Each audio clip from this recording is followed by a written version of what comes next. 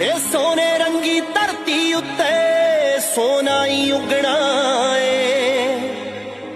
ਕਦੋਂ ਕਿਰਤ ਦੇ ਸੂਰਜ ਨੇ ਹਾਏ ਡੋਬਿਆਂ ਡੁੱਬਣਾ ਏ। ਹੋ ਕੋਈ ਸਿਆਸਤ ਵੱਟਾਂ ਉੱਤੇ ਅੱਕ ਨਹੀਂ ਲਾ ਸਕਦੀ।